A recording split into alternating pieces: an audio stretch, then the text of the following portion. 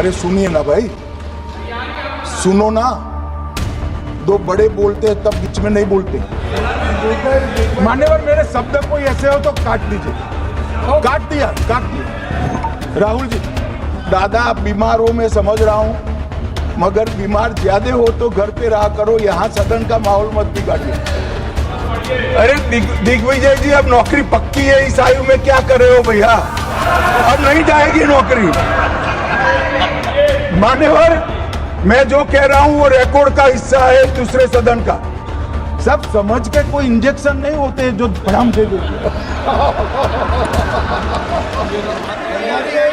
एक 2 मिनट बैठिए, मैं कुछ बोलना चाहता हूं। 2 मिनट बैठिए। मैं एक मिनट मान्यवर सदस्य, 1 मिनट। मान्यवर, मेरा विपक्ष के नेता से एक निवेदन है कि 2 मिनट सुन ले मुझे, बाद में उनको बोलने का मौका दीजिए। मान्यवर 2 मिनट।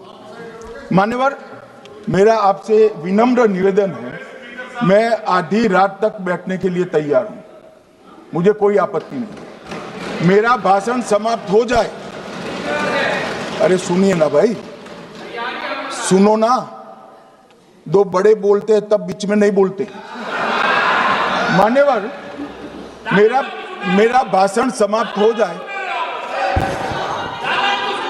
प्लीज नहीं। मान्यवर, मेरा भाषण समाप्त हो जाए बाद में, इसमें जितने भी मुद्दे विपक्ष के नेता खड़े करेंगे, मेरी मर्यादा में इसका जरूर जवाब दूंगा, मुझे कोई आपत्ति नहीं। मेरा विनंती इसलिए है मान्यवर,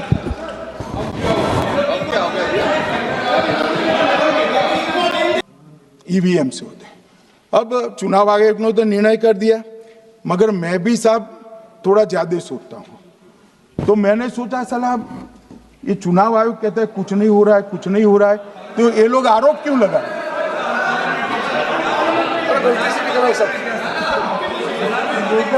मान्यवर, मेरे शब्द कोई ऐसे हो तो काट दीजिए। काट दिया।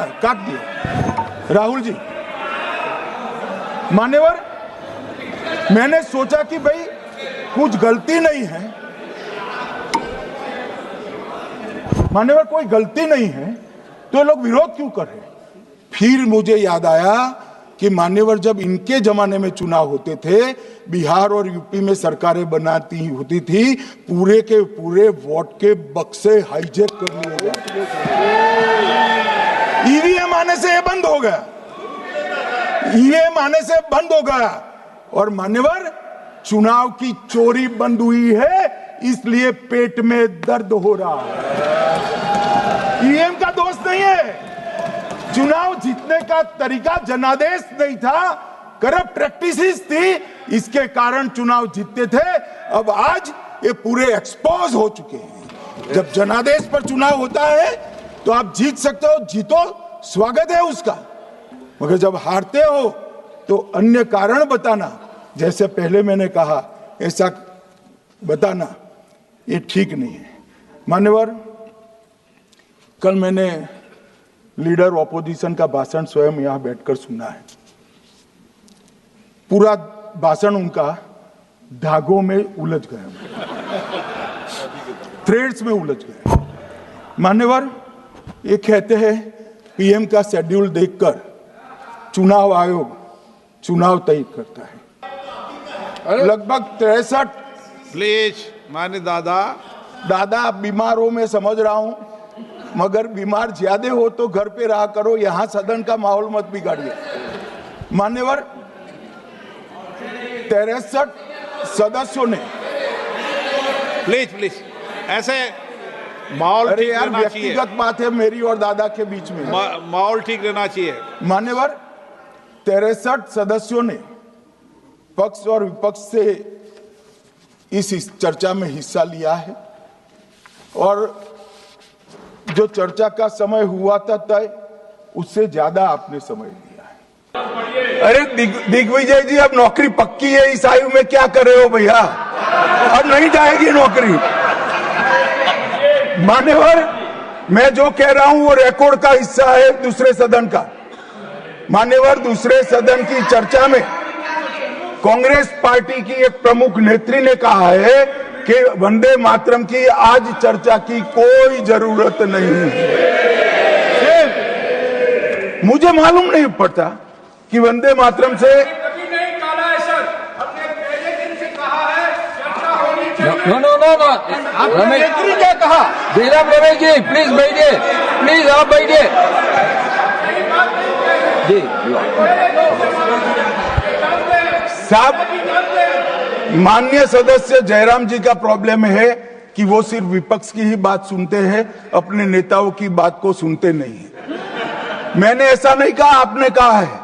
मैंने ऐसा कहा कि लोकसभा में चर्चा में कांग्रेस पार्टी की एक प्रमुख नेत्री ने कहा है कि अभी इस समय वंदे मातरम की चर्चा की कोई जरूरत नहीं। ये रिकॉर्ड पर है, पूरी बात बोलिए ना, रिकॉर्ड पर। पूरी बात बोलिए ना। सीसीटीवी फुटेज बाद में चुनाव आयोग ने एक सर्कुलर से रूल्स में बदलाव कर ऐड किया। अब किया क्या है चुनाव आयोग ने? सीसीटीवी फुटेज का जो रिकॉर्ड है उसको जन प्रतिनिधित्व अधिनियम की 1951 की धारा 81 के साथ संरक्षित किया है, मतलब अलाइन किया है कि 45 दिन के बाद कोई डिस्प्यूट की प्रोविजन ही नहीं है एक्ट में, तो 45 दिन के बाद ये सीसीटीवी फुटेज क्यों रखना चाहिए? अब इतनी सादी समझ नहीं है सब। मैं क्या कर सकता हूं? सब समझ के कोई इंजेक्शन नहीं होते जो भड़ाम से दे दिया। मान्यवर, ये धारा 81 1951 से है, मगर पहले पर्चियों से होते थे तो पर्ची के लिए थी। अब सीसीटीवी फुटेज का कैमरा आ गया तो सीसीटीवी फुटेज ऐड कर दिया। मान्यवर, उन्होंने कहा, और इस वक्त जब सीसीटीवी फुटेज जब प्रक्रिया में ऐड किया तब स्पष्ट चुनाव आयोग ने कहा था कि सीसीटीवी रिकॉर्डिंग संवैधानिक दस्तावेज नहीं है, ये आंतरिक प्रबंधन है।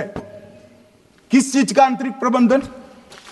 कि चुनाव सीज होने के बाद कोई पुनः मतदान की अर्जी करता है कि भाई ये मतदान मथक में चुनाव ठीक नहीं हुआ, तो चुनाव आयोग जो निर्णय करता है वो सीसीटीवी फुटेज के आधार पर करता है।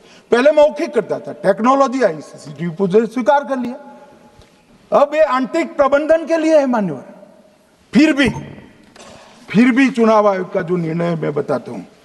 उन्होंने कहा सामान्य जनता को एक्सेस होना चाहिए। रूल्स बनाया गया है, सामान्य व्यक्ति सीसीटीवी फुटेज उच्च न्यायालय में जाकर 45 दिन के अंदर ऑर्डर करा सकता है। अब ये कहेंगे 45 दिन में जजमेंट नहीं आएगा, मगर उच्च न्यायालय इतना ऑर्डर कर सकता है कि ये सीसीटीवी फुटेज आप डिस्ट्रॉय मत करना। मान्यवर, राजनीतिक दलों को एक्सेस देने का